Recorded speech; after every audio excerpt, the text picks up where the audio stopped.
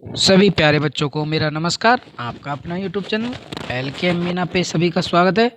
तो आज की वर्कशीट हमारी शिक्षा निदेशालय की तरफ से दी जाने वाली कार्यपत्र संख्या 86, विषय हमारा हिंदी।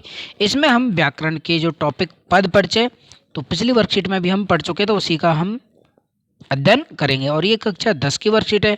यहाँ पे सभी बच्चे अपना नाम लिखें और यहाँ पे अपने कक्षा अध्यापक का नाम लिखेंगे।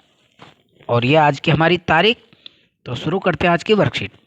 तो प्यारे बच्चों, अभी तक अपने पाठ्यक्रम के लगभग सभी व्याकरण बिंदुओं के बारे में आप जान चुके हैं। आज आइए हम पद परिचय का अभ्यास करेंगे कि हमें जैसे पेपर में आएंगे तो बेटा ये आपके 4 नंबर के आएंगे, एक एक नंबर के 4 क्वेश्चन आएंगे, तो हमें कैसे इनका पता लगाना है कैसे नहीं। तो कुछ इनमें नियम छिपे रहते हैं, उनका इसमें प्रयोग होता है, अथवा उस पद का विस्तृत रूप एक व्याकरण परिचय देना ही क्या कहलाता है, एक पद परिचय कहलाता है। कि एक बार फिर से पढ़ें कि जब कोई शब्द व्याकरण के नियमों के अनुसार किसी वाक्य में प्रयुक्त होता है उसे पद कहते हैं, और वह शब्द व्याकरण के किन किन नियमों के अनुसार प्रयोग हुआ है उस पद का विस्तृत व्याकरण परिचय देना ही पद परिचय कहलाता है। अब नीचे दिए गए प्रश्नों को हमें ध्यानपूर्वक पढ़ना है और उनसे संबंधित हमें पहचान करके लिखना है कि कौन सा विकल्प सही होगा। तो ऐसे ही आपके बेटा ये 4-5 क्वेश्चन आपके पेपर में जैसे इस तरह इसमें दिया हुआ है उसी तरह आपके पेपर में भी आपसे पूछा जाएगा, ठीक है ना। और कभी कभी आपको यही पूछ लिया जाता है, बस ये लाइन दे दी जाती है तो आपसे पूछ लेता है भाई इसका पद परिचय आप करके बताएं। कि हालदार साहब, यहाँ पे हालदार लिखा है, जैसे हवलदार भी हम कह सकते हैं कि हालदार साहब जीप में बैठकर चले गए। तो यहाँ पे देखो इसमें जीप शब्द को अंडरलाइन किया गया है। तो अब जीप शब्द के बारे में आपको बताना है कि ये किस प्रकार का शब्द है, इसमें क्या क्या है, व्याकरण के कौन कौन से टॉपिक इसके अंतर्गत नियम इसमें अंदर घुसे हुए हैं, तो वो हमें इसका विस्तृत वर्णन करना है। कि जैसे जीप, तो जीप बेटा एक जातिवाचक संज्ञा होगी कि हमें एक जाति का बोध कराना है, क्या है जीप। और ये एक वचन भी है, ये स्त्रीलिंग भी है। जीप हमें स्त्रीलिंग है, ना कि पुरुष की ओर इशारा कर स्त्रीलिंग है।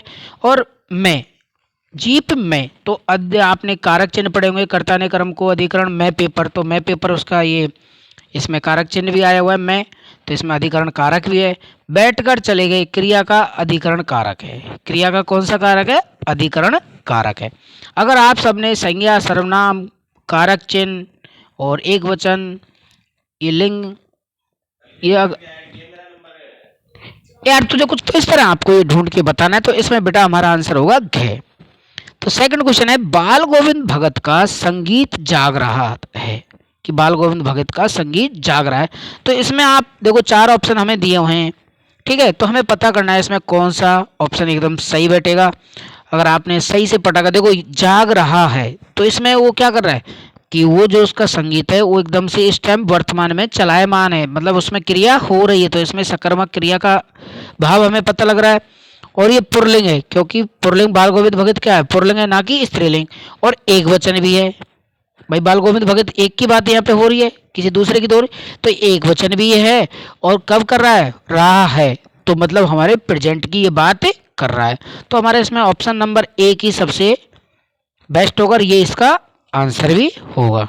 ओके बेटा, आगे हमारा तीसरा क्वेश्चन, वाह वाह हलवा तो बहुत ही स्वादिष्ट। अब वहां पे यहाँ पे अंडरलाइन किया है, तो आप ऐसे शब्द जब वहां के बाद ये चिन्ह आपको आ जाए तो आप उसे तुरंत समझ जाना वो विस्मयादि बोधक है। क्या है, विस्मयादि बोधक। और एक तरह से कहते हैं हम हर्ष सूचक शब्द है। क्या है, हर्ष सूचक, कि हमें या तो किसी चीज के बारे में अचंभे से, आश्चर्य से हमें अनुपादित करता है। कि जैसे हमें हैरानी या आश्चर्य से अनुमानित करता है। तो इसमें आप क्या भरेंगे, देखो वाह एक अव्यय पद भी है जिसका हम खंडन नहीं कर सकते, ठीक है ना। और ये जातिवाचक संज्ञा है कि वाह। और संबंध बोधक, क्या ये संबंध बोधक है, नहीं, ठीक है। क्या ये शोक सूचक है, नहीं। क्या ये इसमें तीसरे ऑप्शन में दिया रखा है भाई क्या शोक सूचक है, नहीं। तो तीनों ऑप्शन तो हमारे यही गलत हो गए। अब बचा हमारा ये घ ऑप्शन। तो देखो ये अव्यय भी है, विस्मयादि बोधक भी है और हर्ष सूचक भी है। तो हमारा आंसर नंबर 3 सही होगा।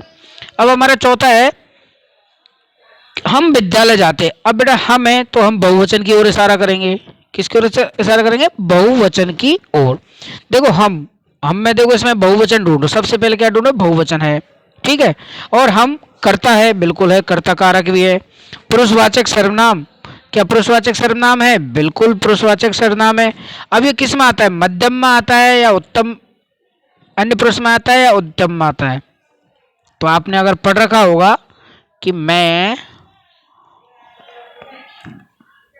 तुम, तू और हम, तो हमारा हम में किस में है? देखो गुणवाचक विशेषण तो है नहीं, इसमें कोई गुणवाचक विशेषण की विशेषता हो नहीं रही। हम चारों ऑप्शनों को एक बार क्लिक करके देखेंगे। व्यक्तिवाचक संज्ञा, तो व्यक्तिवाचक संज्ञा की ओर तो इशारा कर रहा है। क्या कर्म कारक है? नहीं, कर्म की ओर इशारा हमें ये नहीं कर रहा, क्योंकि हम क्या है? कर्ता। तो हमारे ऑप्शन बचे दो, तो इन दोनों में हमें पता लगाना है कि क्या है। तो हमारा स्त्रीलिंग नहीं है। क्या हम स्त्रीलिंग है? नहीं। तो हम किसकी ओर इशारा कर रहे हैं? पुल्लिंग की ओर इशारा कर रहे हैं। तो आप ऑप्शनों से आंसर ढूंढें, उसको गलत ना करें, ठीक है। तो ये आंसर नंबर हमारा सेकंड इसका सही हो जाएगा। ये बेस्ट तरीका है कि आप ढूंढें कि एक एक शब्द का अगर आपने पता लगा लिया कि क्या ये स्त्रीलिंग है, क्या ये कर्म कारक है, तो अगर आपको इन चीज़ों का याद हो गया भाई, कर्ता, कर्म और क्रिया, अगर इन तीनों चीज़ों के बारे में जो भी आपको शब्द अंडरलाइन करके दिया गया है, इन तीनों चीज़ों को अगर आपको छांटना आ गया तो आपका ये पद परिचय गलत निकलेगा ही नहीं। अब देखो आप पांचवा मिलाओ। रीना 10वीं कक्षा में पढ़ती है, तो आप सभी को खूब पता है कि रीना क्या है? यहाँ पे स्त्रीलिंग है, तो स्त्रीलिंग वाला ऑप्शन देख ले पहले। तो पुल्लिंग वाला तो बिल्कुल ही काट दे, दो ऑप्शन हमारे पुल्लिंग वाले हैं, तो दोनों को हम यहाँ पे काट देंगे, बिल्कुल ये गलत ही होंगे। फिर हम मिलाएं, क्या 10वीं, देखो एक कक्षा विशेष की ओर इशारा कर रहा है, हमें कर रहा है ना भाई, कौन सी कक्षा में पढ़ती है? 10वीं में। और एक वचन भी है कि रीना 10वीं, और स्त्रीलिंग भी है, और क्या करती है वो भाई? 10वीं कक्षा में पढ़ती है, तो वो क्रिया विशेषण इसमें हो रहा है। तो हमारा आंसर अभी आने वाले होंगे, आ रहे हैं 10 दो। ओके बेटा, तो इस प्रकार आपके पांचों परिचय जो शब्द आए ये हमने अच्छे से समझे। अगर किसी स्टूडेंट को फिर भी कोई दिक्कत परेशानी है तो मुझे यूट्यूब पर कमेंट करके अवश्य बताएं, आपकी समस्या का समाधान किया जाएगा, ठीक है। वीडियो को लाइक और चैनल को सब्सक्राइब करना ना भूलें। धन्यवाद।